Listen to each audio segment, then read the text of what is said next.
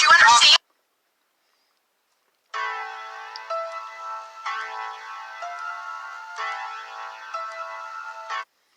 By the way, in California, they're handing out tickets to people who are driving solo by themselves in their car for not wearing a face mask inside of your car. Wake up! Your ass is grass. Do you understand? And if you... So, you're looking out for those cops. Alright, I will. Get out of our I'll be neighborhood. looking You're out for supposed to be those cops. sheltered in place. Go ahead, put me on social media. You're a little pup. Seriously? And seriously, I called the cops. I can't... Wow, I'm so scared. I'm so scared. Meanwhile, face coverings while out in public are now mandatory in Riverside County, and residents who don't comply could face a hefty fine. CBS 2's Candace Crone reports from Riverside with more on the new order. The county is really stepping up its efforts to slow the spread of the coronavirus by fining people who leave their home without wearing a mask. And the fine for violating the order is $1,000 per day per violation. It's time we buy a pitchfork and take these people out, willfully or not. Time to pull them out.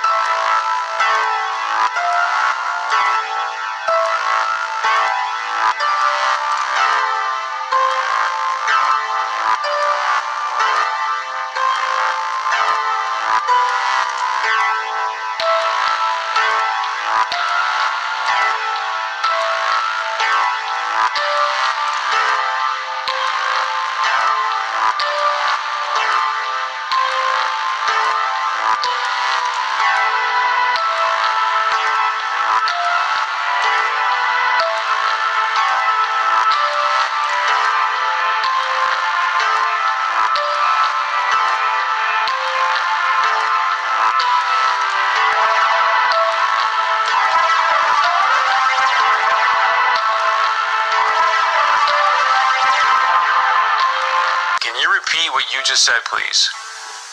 Well, last Friday, I received a 7-page document that sort of told me that if I had an 86-year-old patient that had pneumonia but was never tested for COVID-19, but sometime after she came down with pneumonia, we learned that she had been exposed to her son, who had no symptoms, but later on was identified with COVID-19, that it would be appropriate to diagnose on the death certificate.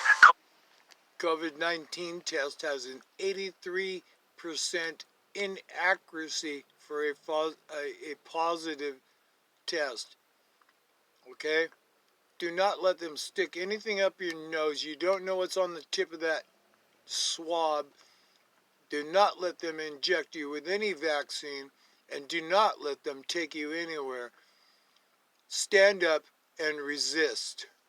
Wake up. COVID-19. Now, we've not done that. If someone has the pneumonia and it's in the middle of a flu epidemic, and I don't have a test on influenza, I don't diagnose influenza on the death certificate. I will say this elderly patient died of pneumonia. I don't mean to interrupt you, but my heart is sinking right now as you're telling me this. You're a doctor. Why in the world would they be sending you out information to fill out death certificates, whether the person's been diagnosed with COVID-19 or not, but then to say in the death certificate this person's death was caused by COVID-19? That does not sound right to me. I went to the person in our office who does most of the death certificates over the last 10, 20 years, and I said, does this sound right? I had her look at the documents that I printed off, and she said, well, we've always been told that you always put down just facts. You don't put down any probabilities. You don't put any presumptions down. It's just what you know. And so this is concerning. And it actually gets to your point, Chris. When we start talking about the data that goes into the modeling, we have to ask ourselves a question. Are we being forthright? Are we sharing with the public? Minnesota, North Dakota, we don't need to be having it sugar-coated. We want to know But What's going into your modeling? so with that being said, why would they want to skew the number of deaths due to COVID-19? Well, To create an atmosphere of fear. And what better way to control people is by fear. fear is a great way to control people, and fear is a great way to control people, and fear is a great way to control people, and I worry about that. I worry that sometimes we're so darn interested in just jazzing up the fear factor.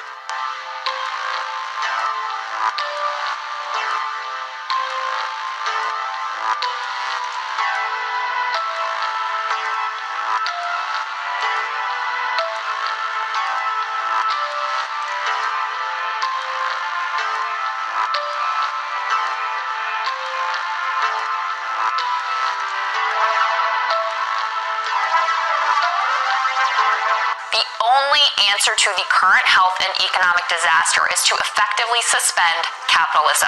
Stop pretending like we're still living in free market Wall Street rules America. We're not. And the best way to deal with this is to explicitly suspend those rules of capitalism and all the BS mythology that comes with it. Suspend all debt collection, foreclosures, evictions, credit report hits, all of it. The fairy tale about how we can pay it back if only we're good little boys and girls, that has been completely demolished. The healthcare system and other critical industries should be nationalized. We can't wait around. Free market is the only way anything will work.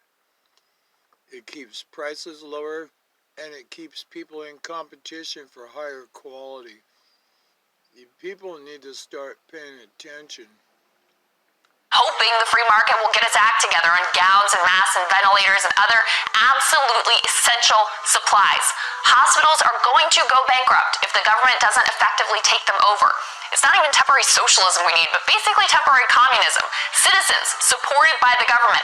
Major sections of the economy planned by the government. Because 30% unemployment isn't something you bootstrap and free market your way through. It's something that our nation can only survive without mass chaos and unrest by truly embracing collectivism from the bottom to the top. You know, I have good news for you, Margaret, because there is a solution using available technology today to fix the economic part of this problem. The solution is universal testing. What you want is every single person to get tested every day, and then they would wear a badge like they would after they voted or something like that. You know what they're going to do? They're going to say everybody needs to be tested every day. And then when people finally say, we've had enough of this BS, Bravo Sierra, we're not going to put up with it, they're going to say, oh, well, you know, you need to be tested once a year. And vaccinated. And so forth. Are you people picking up the breadcrumbs that I'm trying to put down?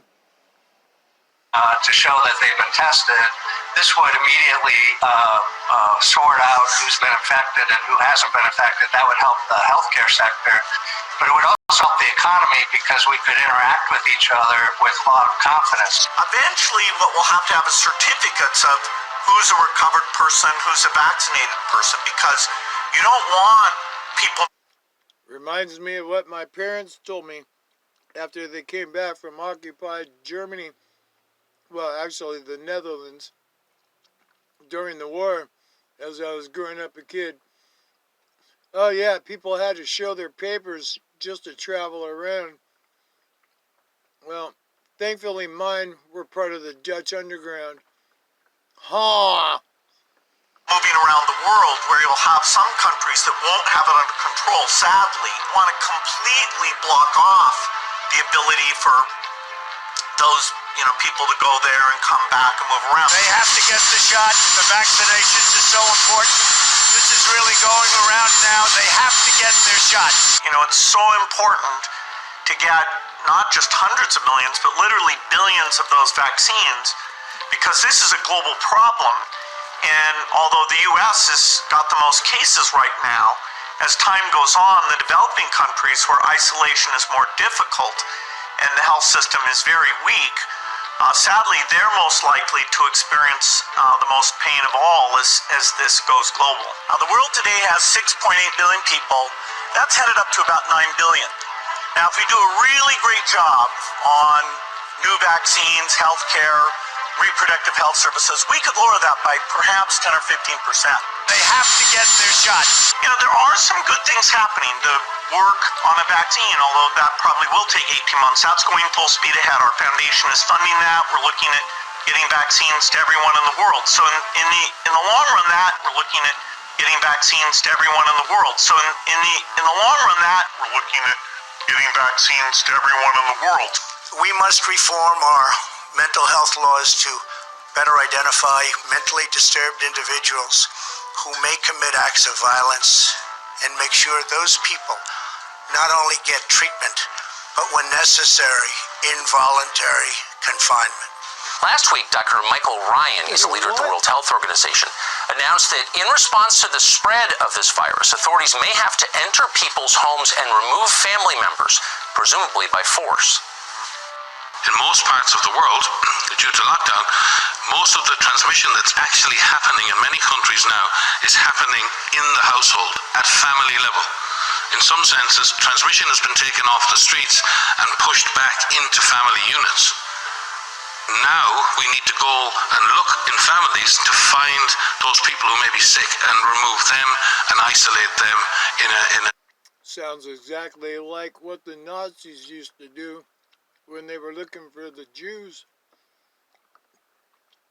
But, you know, hey, that's only my opinion.